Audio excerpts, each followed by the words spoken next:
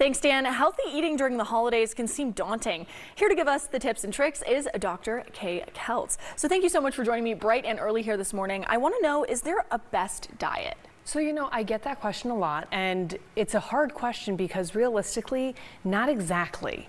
So a lot of people think of diet as what special diet am I doing right now? When realistically, all diet is supposed to mean is what are we eating? The most studied diets we have in medical world is the Mediterranean diet, the DASH diet, stuff like that. But everybody is different, every body is different, and so there's not necessarily one that is best for everyone. It's more based on what is the right thing for you and how do you keep that so that you can keep it over the time of your life instead of just, I'm going to do this for a couple months to make myself healthy and then do what I want again. And that's the hard thing is with all of these diets, they talk about don't eat red meat or not too much. And we live in the beautiful Black Hills. And let's be honest, we all love our red meat. We love our cow. Yeah. It's delicious. So what I always tell people is, I don't want you to give up your beef, but we shouldn't be having that juicy, delicious ribeye every day. Yeah.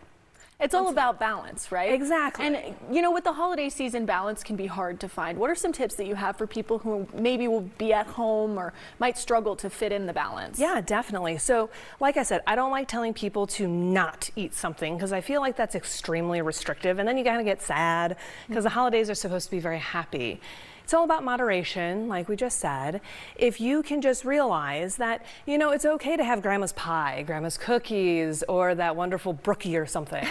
But limiting yourself to one dessert a day would be a good thing. Not having a huge plate of mashed potatoes and the fried green beans and all that kind of stuff would be great. And instead just getting yourself to say, hey, I don't need quite that much, but I would like to taste a little bit of everything would be fabulous. Yeah, and exercise is a huge part of staying healthy. What are some tips that you have for people who might be working full time and have a hard time getting out of the house? That's another great question. So what I tell people is movement and any movement is good. We say we want 120 minutes of moderate exercise a week. Realistically, a lot of us work full time, have kids, all this other stuff.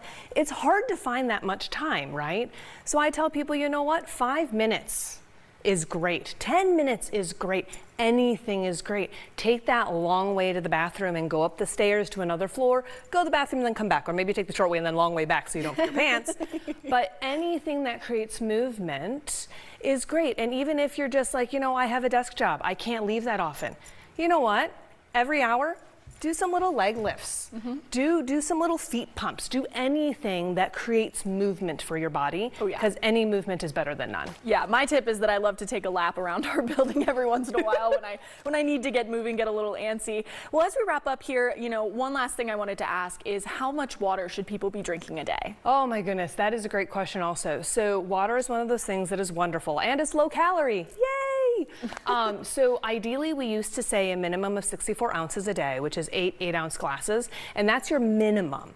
Most people who are healthy honestly should be drinking a little more than that, and that's very hard for people to do. So an easy way to do is just always keep, one of those big water things or water bottle with you and just keep sipping throughout the day. All right, well, thank you so much for joining me bright and early here on